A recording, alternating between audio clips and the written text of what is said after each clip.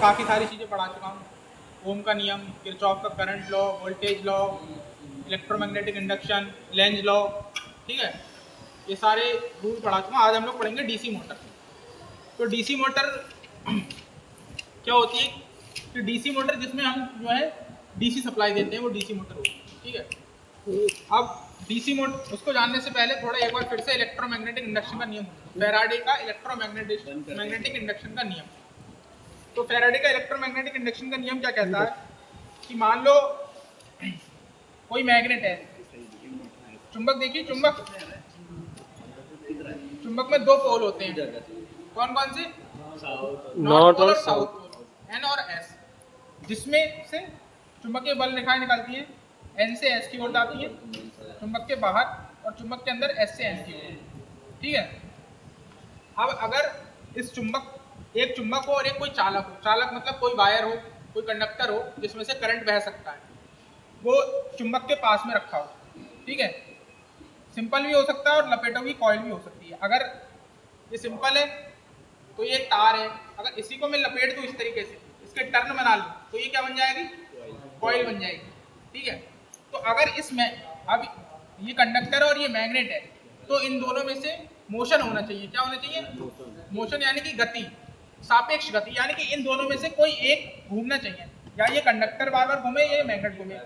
मान लो मैं इस मैग्नेट को बार बार इसके पास लेके जाऊं, फिर दूर लेके जाऊं, फिर पास लेके जाऊं, फिर दूर लेके जाऊं, तो उससे क्या होगा कि इसकी जो ये चुंबकीय बल रेखाएं हैं वो इस कंडक्टर को क्या करेंगी? कट करेंगी, बार बार कट करेंगी, फिर बार बार तो जब बार बार कट करती है तो उससे क्या होता है, इस कंडक्टर में एक ईएमएफ प्रेरित हो जाता है। क्या हो जाता है? ईएमएफ, जिससे कि इसमें क्या होता है, करंट फ्लो होने लग जाता है, करंट बहने लग जाता है। तो ये है फैराडे का इलेक्ट्रोमैग्नेटिक इंडक्शन का सिद्धांत। अब इसी सिद्धांत पर हमारी सारी इलेक्ट्रिकल की मशीनें काम करती हैं, जैसे कि हमारा डीसी जनरेटर हो गया, मोटर हो गई, 3 फेज मोटर हो गई, अल्टरनेटर हो गया, ये सारे फैराडे के इलेक्ट्रोमैग्नेटिक इंडक्शन के सिद्धांत पर काम करते हैं। अब डीसी मोटर हमारी देखो कैसे काम करती है, डीसी मोटर की थोड़ी वर्किंग समझिए। सबसे पहली बात, डीसी मोटर भी हमारे फैराडे के इलेक्ट्रोमैग्नेटिक इंडक्शन के सिद्धांत पर कार्य करती है।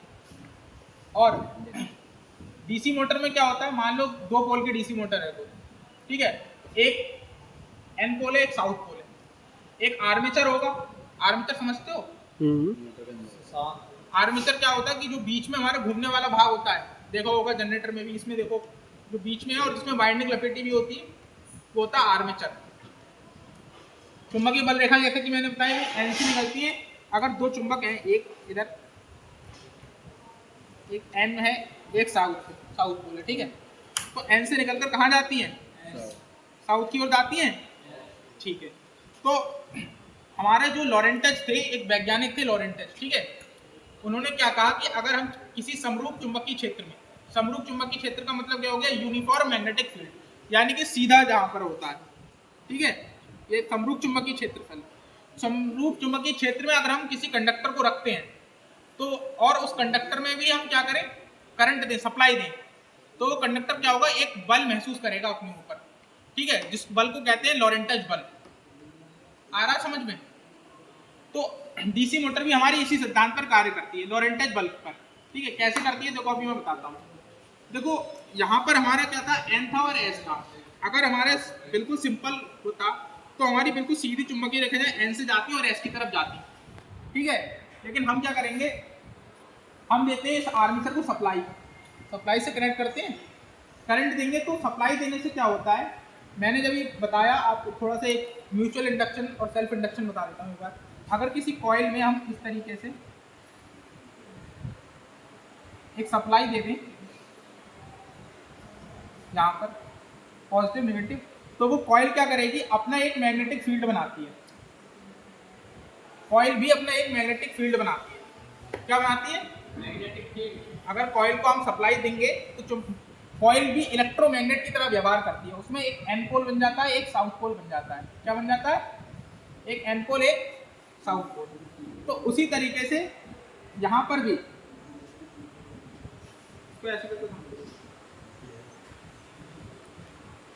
यहाँ पर देखो, यहाँ पर है डॉट और यहाँ पर है क्रॉस, ठीक है।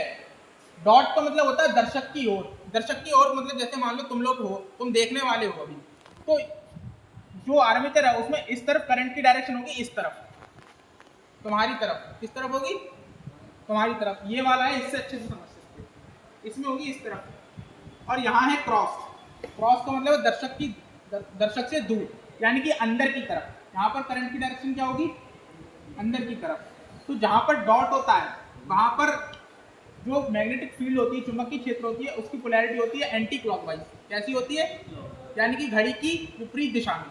एंटी क्लॉकवाइज का मतलब होता है घड़ी के विपरीत दिशा में। घड़ी ऐसे चलती है ना, इस दिशा में, ये देखो, लेकिन ये इस दिशा में चल रहा है मैग्नेटिक फील्ड, ऐसे करके जा रहा है। और यहाँ पर क्या होगा?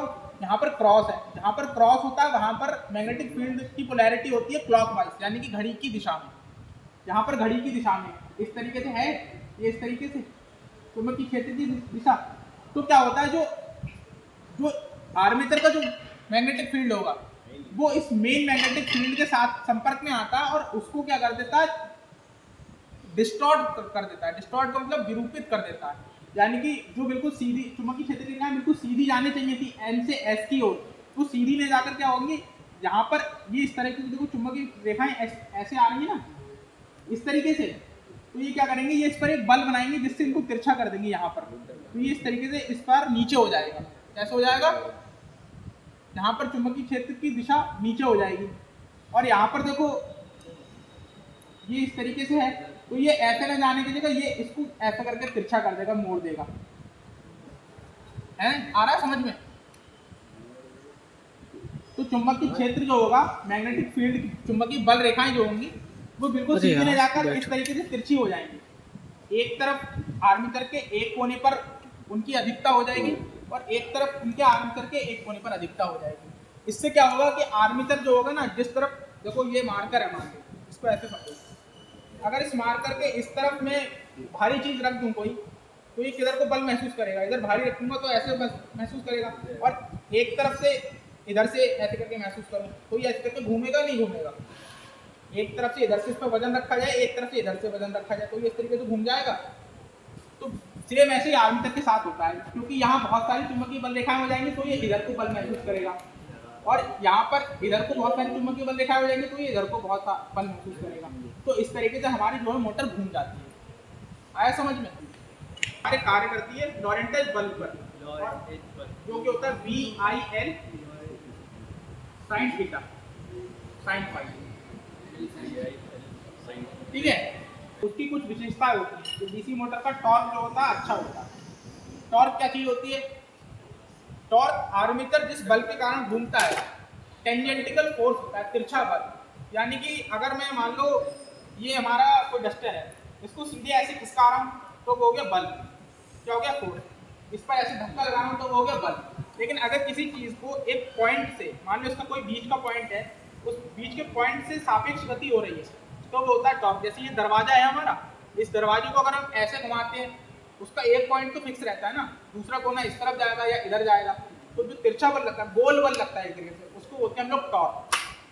तो जो डीसी मोटर होता है उसका टॉर्क अच्छा होता है बाकी मोटरों के कंपैरिजन में, और उसका गति नियंत्रण सरल होता है। गति नियंत्रण का मतलब क्या है? मोटर की स्पीड को कम करना, ज़्यादा करना, वेरी करना लोड के आधार पर, कि जब हम उसमें लोड कनेक्ट करेंगे, मैकेनिकल लोड कनेक्ट करेंगे। मैकेनिकल लोड का मतलब है मोटर से कनेक्ट करके कोई और चीज़, हम जैसे लिफ्ट चलती हैं मोटर से ही चलती हैं, गाड़ी चलती है हमारी मोटर से ही चलती हैं। तो लोड के आधार पर उसका गति नियंत्रण अच्छा होता है। यानी कि ऐसा नहीं होगा कि हमने एकदम से लोड बढ़ाया तो गति एकदम से बहुत घट गई, बहुत कम हो गई या फिर बहुत बढ़ गई। तो उस मामले में डीसी मोटर हमारी अच्छी होती है। ठीक है, यही चीज़ वो लिखी है कि लोड कैरेक्टरिस्टिक उत्तम होता है, यानी कि लोड बढ़ाने पर एकदम से बहुत ज़्यादा बढ़ती नहीं है गति और एकदम से बहुत ज़्यादा घटती भी नहीं, कांस्टेंट रहती है एक तरीके से। अब आ जाओ उसकी घूर्णन दिशा के कारक। ठीक है, घूर्णन दिशा के कारक मतलब क्या? तो वही चीज़ आ गई। देखो मोटर अभी हमारी यहाँ पर मोटर किस दिशा में घूम रही थी? एक तरफ इधर बल लगेगा, एक तरफ बल लगेगा, तो मोटर ऐसे घूमनी चाहिए थी ना, है ना? अब इसको एक दूसरी चीज तरीके से भी देख सकते हैं।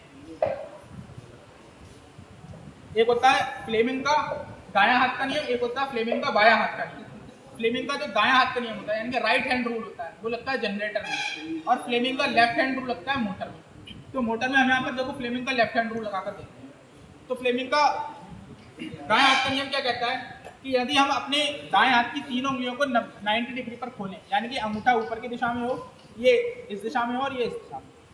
तो जो ये वाली होगी हमारी वो चुंबकीय क्षेत्र की दिशा दर्शाती है, ये वाली हमारी करंट की डायरेक्शन बताती है और ये वाली हमारी मोटर की घूमने की डायरेक्शन बताएगी। तो देखो इसमें रख के देखते हैं, इसमें हमारी चुंबकीय क्षेत्र की दिशा क्या है, एन से एस की ओर है, ये है ना, तो ये वाली उंगली हमारी हम ऐसे रखते हैं, ठीक है। और डॉट हमारा क्या दर्शाता है, करंट बाहर की ओर आ रहा है, जो देख रहा है उसकी तरफ आ रहा है, तो ये वाली उंगली हमारी इस तरफ हो जाएगी। आ रहा है समझ में।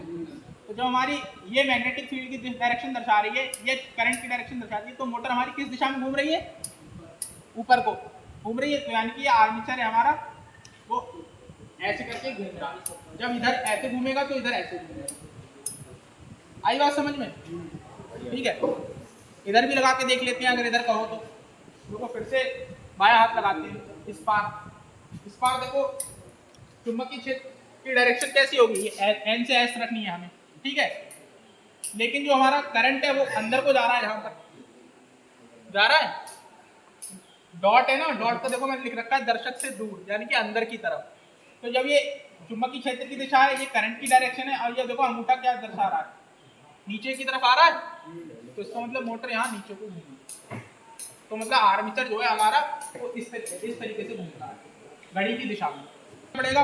एक हमें फील्ड की डायरेक्शन बदलनी होगी या फिर हमें आर्मेचर की डायरेक्शन बदलनी होगी। और जैसे अगर कोई सेकंड फ्लोर पे है, वो फर्स्ट फ्लोर पे लाना चाह रहा है, तो फिर मोटर उससे घूम जाएगी तुरंत। हाँ मोटर बहुत टाइप की होती है ना, डीसी सीरीज मोटर होती है, डीसी क्या बोलते हैं कंपाउंड मोटर होती है, और क्या बोलते हैं शंट मोटर होती है। मैं थर्ड फ्लोर पे हूँ, तो सेकंड थर्ड फ्लोर से फर्स्ट फ्लोर जा रही है, सेकंड फ्लोर पे पहुंची, मैं थर्ड फ्लोर में बुला रहा हूँ, तो मैंने किया वो तुरंत तो आती नहीं, तो क्या होता है।